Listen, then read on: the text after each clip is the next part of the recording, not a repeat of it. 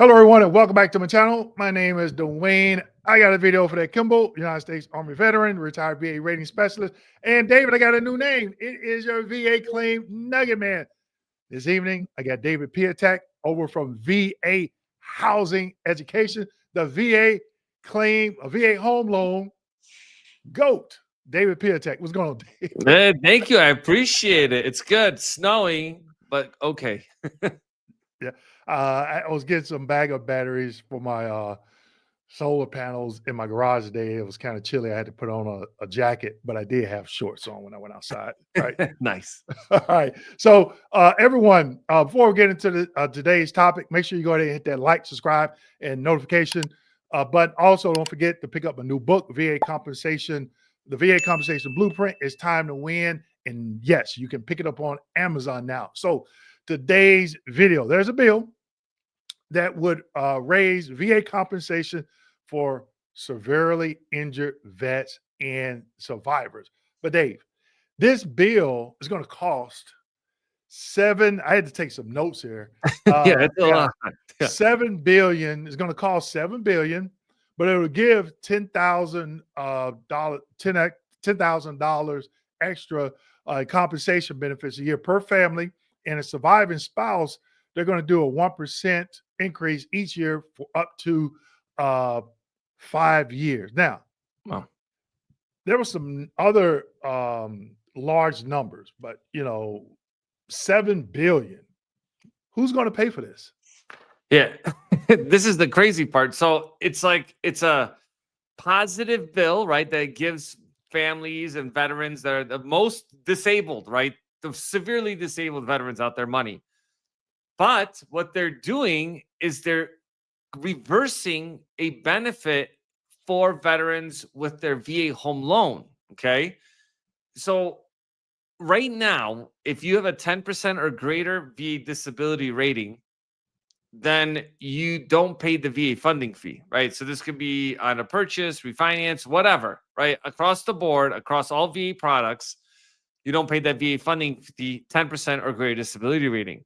So with this proposal, they're saying that veterans that use the VA loan for a second time and on, right, subsequent use, and they have a VA disability of 70% or less, then they have to pay the VA funding fee moving forward, which I think is kind of crazy because it's a big benefit of the VA home loan. And people may now be thinking like, well, should I use my VA loan because I have to pay this additional fee now? So it just kind of changes the dynamic of the VA loan. And, I'm always saying that VA disability continues to get worse and VA loan is always getting better. This is one of those cases where it's kind of the opposite of that. So, I know. Again, yeah, it's just kind of a weird because it's like two extremes, very positive in one end, and then the other part of the bill is very negative because of that piece. But David, I noticed when I was reading the the information, the article, it said it wasn't on the first home, but it was on Right. the second. So what do they? Can you explain what do they mean by that? Yeah. So, well, in general, right? So, kind of go back to like the 10% rating doesn't make a difference. But the way that it works when you don't have a VA disability rating, okay? There's the first time you use the VA loan, you have a one set of VA funding fee. And then subsequent use, meaning you use the VA loan a second time and on, there's a different VA funding fee at 100% financing. So it goes from like 2.4% to 3.3%. So a pretty big increase using it the second time with no money down. Okay. That's in general with the VA loan itself. This bill would basically make it that the first time you use your VA loan, and let's say you got a 10% rating, you wouldn't pay the VA funding fee. Then let's say you sell that home and you want to buy another one. On that second home, you would have to, and you put no money down, then you would pay a 3.3% VA funding fee because you don't have a 70% or 80% or higher disability rating. So that's a lot of money, right? So for every $100,000, it's 3.3, it's $3,300, right? So like 500,000, it's like over 15 grand. It's a lot of money. Yeah, but just hearing you talk about that, like some I think, and maybe you may have the data on this. Are people staying in their homes longer? Like, we talk about 30-year mortgages. Are Right. people, have you ever seen any data where, there's been an influx of people like just, start selling and they're moving like every 2 or 3 years? Or have you seen data out there that shows where people are staying put longer? I would assume, and I'm just assuming, interest rates go up, people saying, "You know what? I'm not moving because of the interest rates." You know, it's an interesting because normally or historically, it's every about 7 years people move or they refinance their house. They do something, some kind of life event Mhm. happens that forces them to do that, or they choose to do that. Now, COVID kind of messed that up because of super low interest rates, and people thought like, oh, well, people are not going to sell their homes because they have really low interest rates. But the reality is that people are selling their homes now, right? It's about right now we're at like the 5 year mark, and we're still already seeing that. But remember, a lot of people bought homes before COVID; they just refinanced into lower rates. That's all that really happened. So. Um, I'm not seeing really too much. I'm seeing more houses being still put on the market, but people's situation changes. A lot of older veterans are downsizing. They don't need to have a huge home, right? But sometimes the smaller homes are just as expensive, just because they may cost less, but the rates are higher. Right, right. And, going back to this article, they were talking about it could impact over 500,000 families. And we were talking before we hit the record button, and I'm Yeah. like, it, what I would like to see in these bills is what they do, like for the PACT Act, for example. They get very specific. Okay. There's no, when you say the PACT Act and you were at this location during this particular time frame and you have a diagnosis of asthma, service connection, right? Easy. Because it takes this guesswork, or VA employees, well, I think it means this, or I think, catastrophic means this. We can look in the Webster's dictionary and find the definition for that.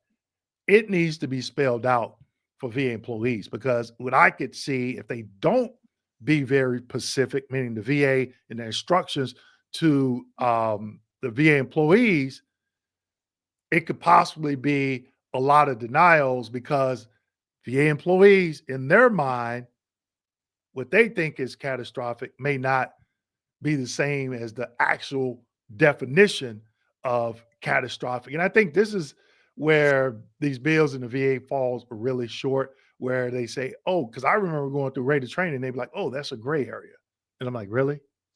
It shouldn't be Right. a gray area." And you don't leave it up to any particular VA employee, because if it lands on a VA employee that thinks that this is a welfare system for veterans, what do you think is going to happen? Right. Right. But, another thing that you had talked about, um, veterans paying for this. Do you see where it could take a long time? Because you're talking about 7 billion. So going back to what I said, individuals staying in their homes longer. If you don't have a lot of veterans, maybe refinance or get into the category where they have to, um, pay that funding fee, it could possibly be a deficit. What do you think about that? I'm sure that they looked at the numbers to see, because the VA has all that data, right? They Yeah. see how many veterans are disabled, how often that they're buying or refinancing. So they have that data out there, which also, now that I just said refinancing, that would also complicate things, because if subsequent use is when you use the V loan for a second time, right? So if you're refinancing a home, isn't that reusing isn't that like getting another VA loan? Now you have to pay a VA funding fee on the refinance. So they don't really clarify this. So just like you said, it's kind of vague in that sense. But yeah, I don't even know how that would work in that case. They would have to be a lot more specific, and leaving things up to the government, not necessarily a good thing. Now, listen, the VA funding fee is there to fund the program, the VA housing program, right? So all of that is paid for, and basically they make revenue off the VA loan, and the whole thing just pays for itself. I think this is the first time they're making other veterans that are disabled pay for their own benefits. Yep. Something seems odd and off by that. Because like the VA fund, like why wouldn't they just use the regular money coming in from that Budget. program? Right. So the I was going through the article, and that was one representative's like, "Hey, this is an awesome idea, but he doesn't like the way it's worded as it pertains to what you just said.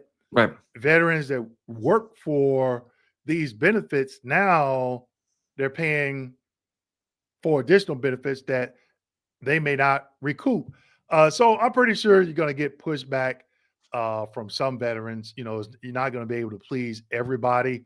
But overall, I think it's good. But again, for someone that's not reaping the benefits from it, I'm pretty sure they're going to be like, well, I don't want to be paying a funding fee for somebody else, but it's another veteran.